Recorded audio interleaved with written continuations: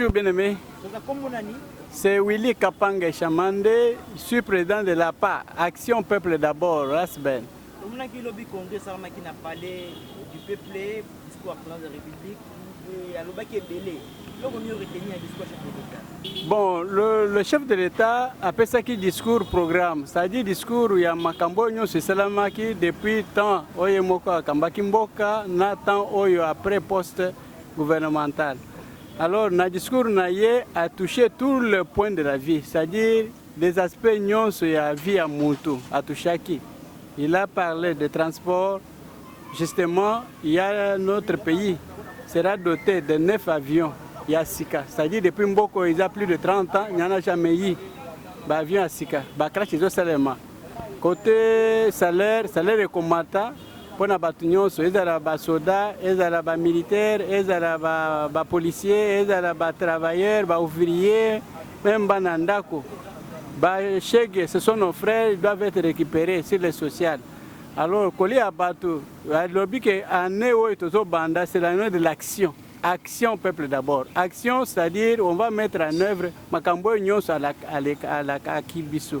Alors, Toli Abato, Kolate Abato, Misale Abato, Banamboka a oublié, les cadres universitaires a oublié Bangote, je pense qu'il a parlé de bourses, il a parlé de salaire Yaba, professeur à l'université, il a parlé de médecins, il a parlé de transport, il a parlé aussi Makamboya tourisme, habitat, il a parlé aussi Makamboya agriculture, élevage, il a parlé aussi Makamboya conflits territoriaux, surtout conflits. Il y a Mapango, na affaires foncières. Je pense, il n'a pas oublié même la frontière. Il faut éviter les barrières ébellées parce que c'est la bateau, barrière, plus de 12 barrières. Et pourtant, dans la frontière, on doit avoir que 4 services pour le service à Mboka. C'est-à-dire la police, l'armée, les services de renseignement et les services aussi, il y a renseignement et immigration. Alors, bonjour papa. Bonjour. Papa, comment on a dit papa? Comment on a dit Papa Thomas? Papa Thomas, monsieur tout le temps qui est état de la nation président, le gars qui discours a fait du peuple, état qui est citoyen, comment vous avez trouvé ce discours? Non, le discours est qui tourne ma casse. Président a lobby au union sur le peuple congolais bazar ozela. Donc mon union soit s'est retrouvé dans ma moya lobby. Ngai personnellement na se permis par rapport à la diplomatie à Salaki. Déplacement na Simbaki. Donc par rapport à la critique au bazar Salaki non, bazar voyager, voyager belé. Bon, na monika mettre tout le monde d'accord. Voyage n'est rapporté belé.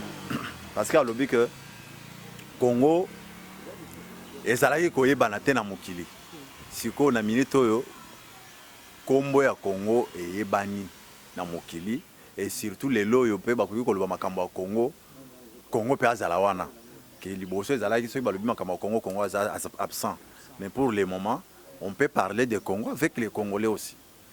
Donc vraiment c'était bien. Oh, merci beaucoup. Bonjour. Comment on a dit? Sam. Papa Sam. Oui. Papa Sam, tout à qui présent le gars qui est de la nation lobby, il y a 3 heures de temps. Donc on y aurait tenu le discours après la République. Bon, oyo eflatenga penda pour na ndenge alobeli jeunesse. Donc na ba époque les cas jeunesse penda bazaki na place te quoi. Yango alobeli cette fois-ci jeunesse, ceux qui vous ont au moins 4-5, 160 et 100 moussala, beaucoup de projets Nabino, et que vraiment ceux qui ont salé les en haut, c'est pas la macasse. Est-ce que ça c'est parce que nous avons aussi qu'on honorait alors que tu m'as mal mais est-ce que arrêter que nous aussi pas que lobby? Bon, je crois parce que au moins à 100% au ya lobeli, tu commis déjà au moins à 70%. Oh, à l'obéla il y a propagande, tant comme il pouvoir, tout le monde a tel que gratuité, tout le monde a qui vient à l'Est, et en presque comme une souka, et tous les sous bien que justice, Moi, Bitumba ezali, mais quand même, tout comme on a moins différence. Alors, on est président, Bon, tellement que na landa ki yango nyonso mobimba te, oyo kana kanga ki yango na répondre. Mais sinon, na rolande lango sou bien. Pour prochainement, so boleki, na meka ko loba o ezanga ki alo. Merci, mon directeur. Merci. Bonjour, Ndeko. Bonjour, papa. Papa, comment on a mis? Comment on a Rama? Papa Ram. Ouais. Papa Ram, c'est ça qui est le président qui est état de la nation lobby. Après, vous avez un discours à 3 heures du temps. 40 pages. Ouais. On a retenu à 40 pages à président. Bon, et là, on a retenu Ezaka Makamboa, le but pour la Maramba guerre. Pour la Maramba guerre, on a aussi sa guerre. On a aussi sa guerre dans l'Est. Donc, na Marambo, il y a aussi Sanzala. Na Marambo belé, mais on a retenu Penza pour la Maramba guerre. Dans l'Est, na Beni. Donc, pour la guerre ici, là, il faut vraiment mettre la stratégie à Makassi pour terminer la guerre. Est-ce que là, si vous président pour réaliser Makambo lobby? Bon, avec la volonté, la bonne foi en réalisant. Dans 5 ans, au total, en réalisant. Donc, tout ça, sûr, on a fait en réaliser ma lobby. Bon, oui, c'est pas ici, il y a gratuité. Donc, on a autant fait. Na ba banzela ndi bazotonga ba so de mouton na ba blo ebele ba réalisation ebele na oyo wana kaka nde oyo biso tomoni yango wana na banzela ezalaki ici la quitté asilisi yango donc yango wana importance. Merci papa Ram. Merci beaucoup mon frère. Bonjour papa. Bonjour. Papa, est-ce que tu veux pas comment na yo? Comment nangai monsieur Paul Kachala. Papa monsieur Paul Kachala. C'est ça qui discours à présent le état de la nation, présent un discours à 40 pages. 3 heures du temps. Nous connaissons retenu le discours à président de la République. Président de la République a salué le discours en tant que président de la République rassembleur. Le problème est que le président de la République a salué le discours pour les Congolais qui ont salé la bango musala. Le président de la République a dit qu'il a investir dans le peuple congolais. Le président de la République a besoin que le peuple congolais ait zonga. Le peuple congolais a besoin qu'il ait pour la politique ya mabe ya ba kabila ya justifier ba congolais ya kufandisa ba congolais na ba kati ya souffrance. Donc Congolais nyos azaki toujours azaki sur l'avenir te. Donc le président de la République a yeko zongisa Congolais azala moto a essayer personnalité a essayer avenir na ye. Mais on a lobby on a au petit synthèse tout mais elle a connu parti ni oyo retenir le discours wana. Na retenir na kati ya discours wana. Président de la République à promettre biso à venir na biso à partir ya économie oyo azo zongisa ndenge ekoki kuzala na mboka ya batu. Donc président de la République a zongisi a pesi nani avenir ya bana mike gratuité et enseignement et sali que mboka sikoyo bana mike na bana donc eloko wana et sali que Congo ezozonga sikoyo mboka ya bato parce que éducation ya bana ezokopesa venir ya mboka parce que ba oyo ba désœuvré ba kuluna ba voler nyonso bazongi na ba classe eloko wana et sali que Congolais a marqué sikoyo a marqué à venir ya Congolais nyoso. Merci papa. Alors conclusion nangai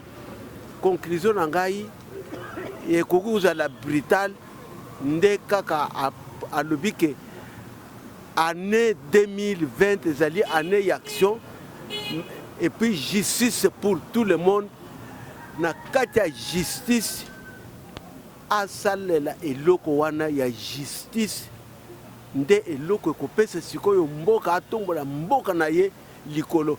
Justice est la véritable justice. Ce que kokanga akanga. Merci. Banana. Ok, merci papa. Merci. Merci beaucoup. Bonjour Ndeko. Oui, bonjour mon frère. Comment on a Comment on a José Kabasele? Papa José Kabasele, Moutouni Ali, ça qui est de la mission président de Lobby. On a eu un discours il y a 3 heures du temps, 40 pages. Mais nous qu'on a retenu dans le discours. Ouais, premièrement, discours du président de la République et c'est ça Ming. Parce que c'était des solutions de causer là pour Mboka Kende Liboso. Souvent, ils arrivent à discours, Tozo Kango, ceux qui discours, ils ont une réalité. Mais quand il y a discours il y a président de la République, ils ont un rapport dans le peuple, Liboso va député, va sénateur. Et c'est que promesse au chef de l'État pour 2020, ils ont année à action na réaction. Et on tozo zelango avec Fachi, na sûr que Kende Liboso peut au Salem. Parti n'y aurait tenu un discours. Ouais, parti nanga on a retenu qui mingeza pour la formation et à jeunes. Président Loba qui il faut à la centre de formation pour na ba jeune bazo misala. Pour actuellement ba jeune ebele ba zape ba diplômé mais ce que tout ni Hollandi na kati ya diplôme wana il y a beaucoup de problèmes. Mais ceux qui étaient collés misala chef de l'État lobby misala maboko ko sala ke tout ça la paix misala muta se retrouver dans coin na. Est-ce que là si président a réagi dans ma lobby? Oui, à réagir parce que azal homme de parole. Là une parole au président à sala au niveau à la. Oui, Nathan campagne à la kabiso pour la gratuité enseignement. Les lopeza eza lukuta tezo mona na batu so bazindi mango. À part gratuité enseignement, là on y marqué aussi makati. Et l'homme souhaite et marquanga eza que zela université. To bando souffrir. Lo nga na ba période na futela na ngaba pona olungwa kapelo kende université, j'ai dépensé que 1000 francs. Mais actuellement avec 300 francs, zela on est bien tous autres tambola sans problème. Merci papa. Oui, merci mon frère. Bonjour. Papa, est-ce que vous avez un président lobby? Oui, Nalanda qui yango un extrait parce que biso tozaki na coupure depuis la journée, mais par la radio Nalanda qui une partie à discours. Vous avez discours à 40 pages, il y a 3 heures du temps, nous retenir à Mouché. Na retenir comme le président a lobby vraiment dans chaque domaine, à tout chaque dans le détail. Et là qu'on a retenu d'abord volonté naïe, il y a qu'à transformer le Congo, volonté naïe, il y a qu'à mener le peuple congolais dans l'espoir à Sika. Le président, sur le plan constitutionnel, a rappelé le peuple acteurs politiques, a proposé Bango, tika article qui verrouillé parce que ça fait 14 ans constitution de M. qui régit et cette constitution et qu'on permette de faire asseoir la démocratie à mettre en garde le réseau. Il y a déjà plus de 12 réseaux qui démantelé 12 réseaux. Il y a corruption comme le programme de lutte contre la pauvreté et il y a qui pour lutter contre l'anti-valeur, il y a qui pour lutter contre le changement de mentalité. Et puis il a démontré vraiment que le Congo est un pays moko égorgé sur le plan faune, fauve, la richesse est belle. Et a rappelé que pour éviter parce que les minéraux et boté le biso makambo belé, alors il a préféré la place à minérer tout mécanal qu'on utilise sol na biso tout tika sous-sol. Donc tout tika minéraux et après ce programme sur l'agriculture, après ce programme sur les routes parce que il faut libérer la route pour que comme partout dans les milliers et milieu rural. En tout cas, le président, dans l'ensemble, à l'axe volonté, qu'il est prêt à cohabiter et à coopérer avec tout le monde. Et sur le plan constitutionnel encore, à l'objet qu'il ne faut pas que ça détourne à l'élection. Donc, l'axe volonté.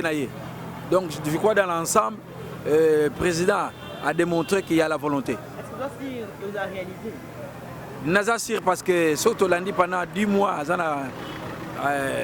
aux affaires et tout ce qu'il a dit depuis la campagne, il s'efforce à réaliser en eux.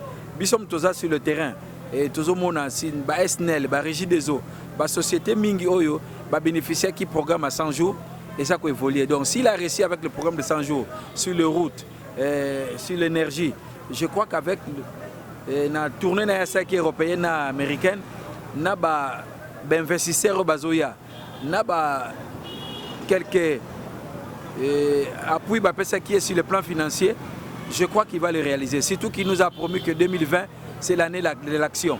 Donc, on juge le maçon au pied du mur et 2020, je crois que ce qu'il a déjà fait pendant 10 mois, même si la communication n'était pas intense, c'était aussi une stratégie pour lui. Personne ne savait qu'il y a plus de 132 écoles qui ont été réfectionnées. Personne ne savait qu'il y avait des hôpitaux qui ont été réfectionnés. Alors là, 2020, je crois que le président va sortir dans l'ombre parce qu'il avait utilisé une stratégie de ne pas trop diffuser ce qu'il était en train de faire. Parce qu'il y avait beaucoup de choses à recadrer. S'il avait peut-être trop donné la communication, les gens devaient peut-être lui mettre le bâton sur les roues. Merci. Bonjour. Comment on a dit Florent Manoka. Florent. Florent, Motuni a libre, c'est une discours devant nos 43 pages, 3 heures du temps. Nous pouvons retenir la discours président. Merci beaucoup. Dans le discours, il y a chef de l'État. Oyo nazwaki occasion ya kolanda banda ebandeliti na suka na yokaki o narete. C'est difficile hein, parce que à la fin il a résumé na comprendre que c'est l'année de l'action.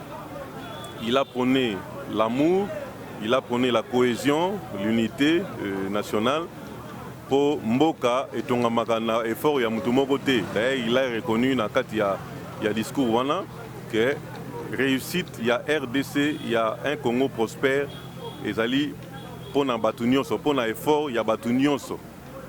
Quand il a cité les pères de la démocratie, le feu docteur Étienne Tshisekedi Wamulumba et les autres, donc, Makasi, il y a bâtonnionso, on est Sali Makasi et il y a Congo.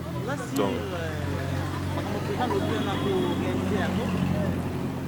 mais, Moutou. Moi, je suis malamu à partir de bandelier. Ce que moni qui a bandi déjà pour manifester basi moko boyebi que moi no azam malam to azam malam. Au chef de l'État à lobby, je crois que à Kokisango pour ça sali déjà na 8 mois, na 10 mois ezali kolakisa biso ke akokokango akosala. Bon, ngana kinoa awa namona ki déjà car na parcours bisika po il est difficile na kinoa atambola ka mboko ba bisika nyonso na lemba awa na ligara na moni nzela oyo sali plus de 10 ans et ça ezali mabe na échanger à bongisi yango na moni na pont ya nzela ya Kulumba na ligaka wana abongisi yango mituke komi koleka na moni na lobby na leki na avant comme un pompage, nous avons dit que il y a quota caricature. Nous avons dit à Saliango. Donc, nous avons dit la gratuité de l'enseignement, nous avons dit salaire, il y a Batou, il y a Banseni, il place qui est comme 394 000. En tout cas, je suis sûr et certain qu'il y a Akoko Kisango. Merci beaucoup. Bonjour papa. Bonjour. Papa, comment on a dit? Comment on a Vicky? Papa Vicky. Otuni ali papa Vicky. Otaki discours président lobby? Nalandaki pe discours na ye, nalandaki kitoko penda na sepela ngoma makasi penza. Et là on a retenu un discours président, ça dit 3 heures du temps. Bon, 43 pages. Loko na sepela ki nango. O alobaki penda na simbango na mutu. Hein? Bon, c'est pas que makambo nangaka mibale o na simbaki yango. Abi total 2020. Ah, Nzamba kosimba mboko oyo kitoko. Repente. Bon, yami balé. Alobi, on fait tous la bon, bomoko, to bongisa mboko nabi, nabiso. Yami satu.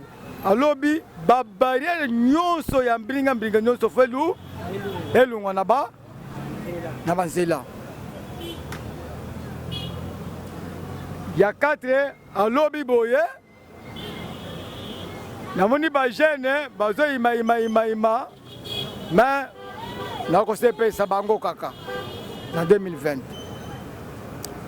atuni bato FCC akuteki bango na budget bango izaki 4 milliards ya pamba mais ye ayeko ba susu 10 milliards bodo sepelate bango bazo ima bazo luka nini ya lobi boye. Voyage on a voyagé à Cabo, on a voyagé à Cabo, on a voyagé à Cabo, bon aboye. Si koyo, tant que voyage on a nabi intérêt nango, ben voyagé à Cabo. Mboko nangai, ils a pas pauvre. Bien qu'on a l'andaki, yango wana. Ah? Naya nango sire, a obongi sango. Pendant que ça côté 9 mois, on est ici. Abandon 9 mois, mais na sepeli penza mboka Saint-Germain ezali. Saint-Germain ezali mboka benza mo pepe bien ekoya. Avant tout en 2020, mo pepe bien ekoya. Tout le monde bana ba otango fele. Koban. Otango fele makambo ezali bien. Merci. Nasuki sikwana.